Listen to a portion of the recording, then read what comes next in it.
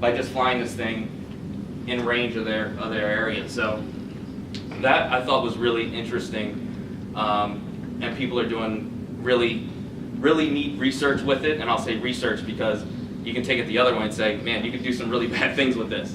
But it's all in all interesting, and I'll say for the future again, making sure that we are secure from these type of attacks, because these will become more and more popular. GPS, like I said earlier, aerosol dispenser, and that might even be a biochemical attack. IEDs, and strap a bomb to it. These type of things are unfortunately eventually going to become a thing, and we need to think about how we're going to make sure that these don't happen. So, drones. Thank you. Questions? It's like, as they get faster and cheaper, how do you try to secure yourself from it? Right, right. So to the same thing, so the manufacturers, like the vulnerabilities in the actual systems, as they start flying around with like the Amazon delivery, there are going to be ways to knock those things out of the sky without physically doing it, right? So it's about how do we, as a academic practice and as a just a practice in general as cybersecurity stewards, to make sure that that doesn't happen, right? So how do we keep our skills up? How do we make sure that we're making sure they're not vulnerable? Making sure that everything's up to date, patched properly, and making sure that we're doing what we need to do to make sure that these things don't start falling out of the sky. It's going to be tough. So the United States exports a fair amount of military hardware. Are these drones something that's covered under that? Is there even laws covering? Yes, that's a great question. So the same laws that apply to weapons or any other agreements that we have with countries are affected the same way they do with the unmanned aircraft systems. What I will say is, we had a really tough time and spent a lot of our internal research and development dollars, which were profit, on figuring out how we export this without breaking any of those laws. So what we had to do is we had to customize the hardware for each particular country. So we can only export certain encryption to certain places. We can only provide those type of payloads to certain countries. We can only, even the dimensions of the vehicle can only be configured in a certain way for a certain country. So I'll say we've sold to Italy. We're out there in Kuwait. We're out there in Germany. We're trying to get international sales. I think the international market in general is much tougher. And I'll even say in financial services, where we're trying to sell a product that we're not really 100% sure of, number one, if people are going to want it in that country, or kind of how to tailor it to them so that they'll want it. So when people talk about growing organizations and growing their revenue, one of the big ways to do that is to go to a new market, which is mostly the international area, and it's really tough. It's tough for sales. So yes. So for me, when you look at drones, I look at it as a two-way system. There's where drones are coming from and where drones are going, and as far as military operations are concerned. Yeah. So my thing is, we have had issues of innocent civilians that have been Absolutely. killed during the operations. Yeah.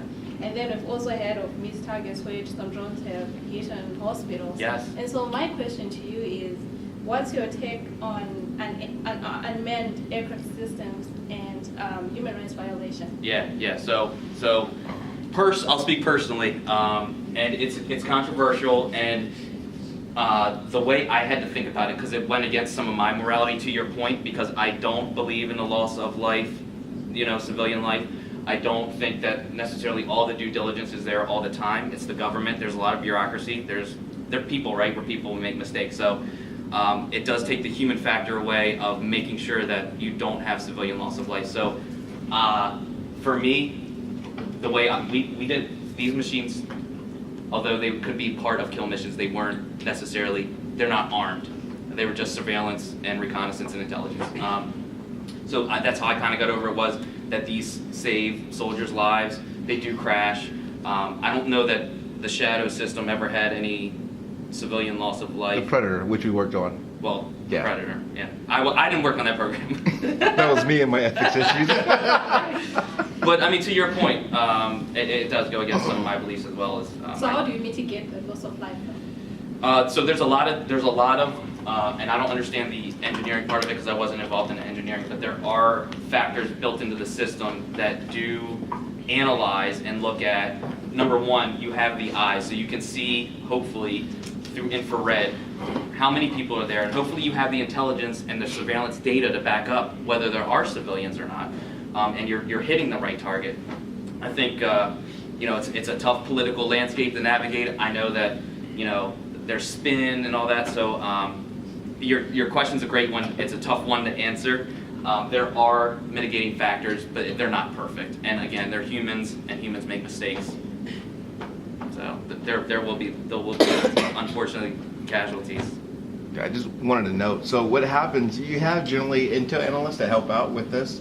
So when you have the UAV, they collect the ISR data. There's intel analysts that actually look at the actual live feeds. So you say, hey, this is a school, but there's no school bus. There's school buses there, but they haven't moved in a week. That's when you have like folks from the NGA, they pull that imagery intelligence. They say, all right, this is a school, but buses haven't moved in a week. Certain people are moving in. This is probably an area that we need to hit. And it's, unfortunately, sometimes, maybe there is civilians, but sometimes they weigh the risk of, this might be the only opportunity we have to hit this individual. So you have those type of things that come into play. I mean, when you're thinking about, you are in a war zone, you're in a war. I mean, it's not like, it's like you're in a fight, right? It's like, oh, the guy kicked me, we should only punch. Well, sometimes you get kicked. There's really no rules of engagement. There is, you have the Geneva Convention, but you have all these issues. And when you're thinking about finding bad actors or terrorists and stuff, you have to think about, the opportunities. And sometimes these guys will just have civilians with them or surrounding themselves to make sure that they do not get targeted. Usually they don't, but sometimes they may walk into an area or be in a party or wherever, and sometimes you just get bad intel. And again, what Commander Noble said, these guys are working tons of hours. There's not enough, workforce. So you have individuals who are working 60, 70 hours a week processing all this intel data, and they may unfortunately make just not the best decision in the world. Yeah, and what I will say too, not advocating for either side, but just another data point is a lot of bad folks hide bad things in populated areas for that purpose, to get the news of, hey, they just killed all our civilians. So it goes both ways. And again, I'm not going to advocate for either side. Get the data and let everybody decide for themselves. I have a question for you, and Yeah. I'm not sure how to kind of ask it, but Okay. the frequency, would it be determined by the payload that's actually used on the actual drone? And my other question is, what's the range on it? Is that kind of just determined with kind of where you're set up? And Yeah. how do you keep from that from getting like hijacked, for Yeah. example, if it's like a cell signal? Sure. So the RF signals are on specific bands. I'm not familiar with what hertz or what bands they are on, but they do operate on very specific channels and bands. I don't know how many miles, but hundreds of miles of distance that you can have to be able to transmit. And then in terms of your hijacking, and that when we talked about the ComSec, the communication security equipment is really what keeps those secure, and they're also government specific bands, so nothing's operating on them.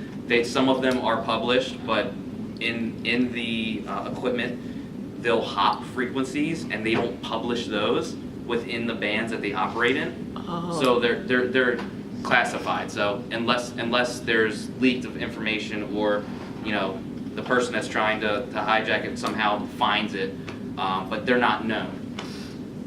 So that's how they keep The only one that's secure.